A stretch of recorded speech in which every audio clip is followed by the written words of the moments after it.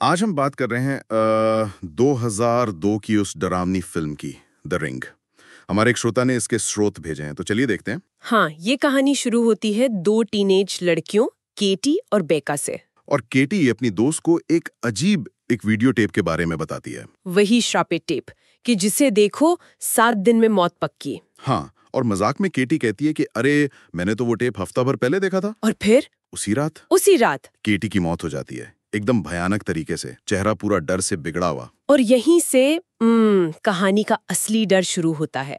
एक श्राप जो सीधा जुड़ा है एक वीडियो टेप से, टेक्नोलॉजी से। सही। ये बात दिलचस्प है कि कैसे एक पुरानी चीज, टेप, इतने खौफ का जरिया बनती है। बिल्कुल। और फिर जांच शुरू करती है केटी की चाची रेचल केलर। वो एक पत्रकार है। हाँ, रेचल जाहिर है अपनी भतीजी की मौत से हिल जाती है और वो इसकी तह तक जाने का फैसला करती है। उसे पता चलता है कि केटी और उसके दोस्त मौत से पहले पहाड़ों वाले केबिन में रुके थे। तो रेचल वहां जाती है और उसे मिलता वही टेप। और वो उसे देख लेती है। हाँ।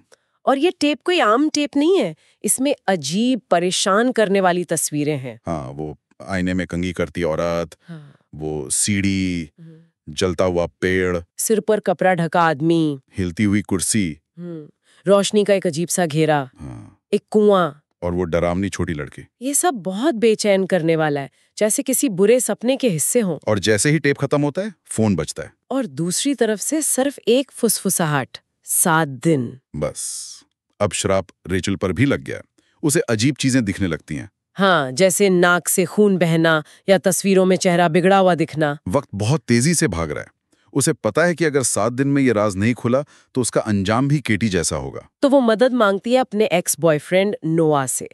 वो वीडियो एनालिसिस में माहिर है। लेकिन यहाँ एक और गड़बड़ हो जाती है। नोआ भी टेप देख लेता है, शक करते हुए ही सही, पर देख लेता है। हाँ, तो अब दोनों श्रापित हैं और मामला तब और बिगड़ जाता है जब रेचल का बेटा एडन।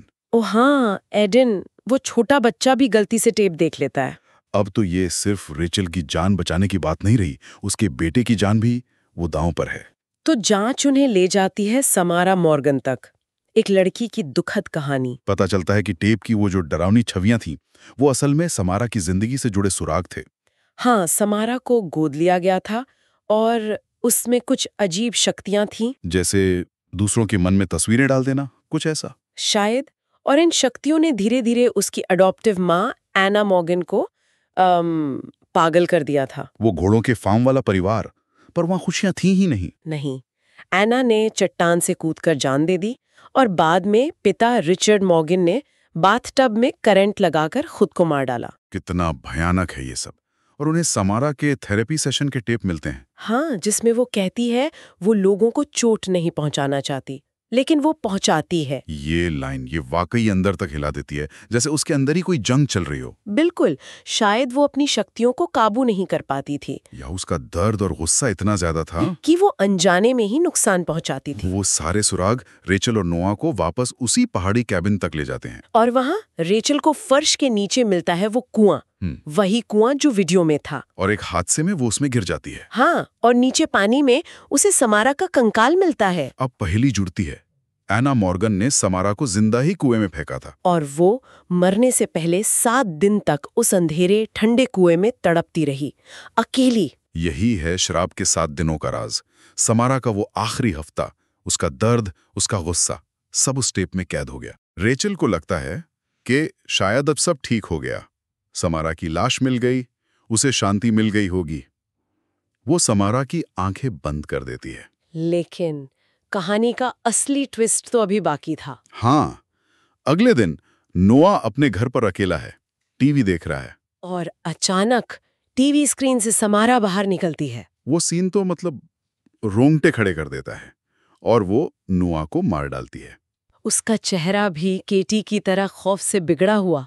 तब रेचल को समझ आता है भयानक सच, कि समारा को शांति नहीं चाहिए थी, उसे अपना दर्द फैलाना था। उसे शिकार चाहिए थे। और रेचल इसलिए बची क्योंकि उसने टेप की एक कॉपी बनाई थी। और वो कॉपी नोआ को दिखाई थी। अनजाने में ही सही, उसने श्राप का नियम पूरा किया। बचने का तरीका श्राप को खत्म करना नहीं, बल्कि उसे आगे बढ़ाना है। ओह। हाँ, बिल्कुल एक वायरस की तरह, जिसे फैलने के लिए नए होस्ट चाहिए। फिल्म के अंत में रेचल अपने बेटे एडन को बचाने के लिए क्या कहती है? हमें एक कॉपी बनानी होगी। ये कहानी यहीं खत्म नहीं होती। इसका सीक्वल द रिंग 2 भी है, जैसा स्रोत बताते हैं। लेकिन पहली फिल्म ही अपने आप में बहुत कुछ सोचने पे मजबूर करती है। सही कहा। समारा, वो शायद उस दबे हुए सदमे और गुस्से का प्रतीक है जिसे नजरअंदाज किया जाता है और जो फिर भयानक रूप लेता है। और कैसे टेक्नोलॉजी, इस केस में एक पुराना वीडियो टेप, डर और बुराई फैलाने का माध्यम बन जाता है। आज के डिजिटल युग में ये बात और भी ज्यादा मायने रखती है। कहानी ये भी दिखाती है कि बुराई या दर्द शायद कभी पूरी तरह खत्म नहीं होते। उन्हें सिर्फ एक से दूसरे तक पहुंचाया जा सकता है। ये काफी निराशाजनक ख्याल है, लेकिन सोचने पर मजबूर करने वाला। तो आखिर में सवाल यही रह जाता है, क्या द रिंग सिर्फ एक डरावनी कहानी है या ये हमें तकनीक, अनदेखे सदमों और इस संभावना पर सोचने को कहती है कि कुछ नकारात्मकताएं कभी खत्म नहीं होती, बस अपना रूप बदल लेती हैं।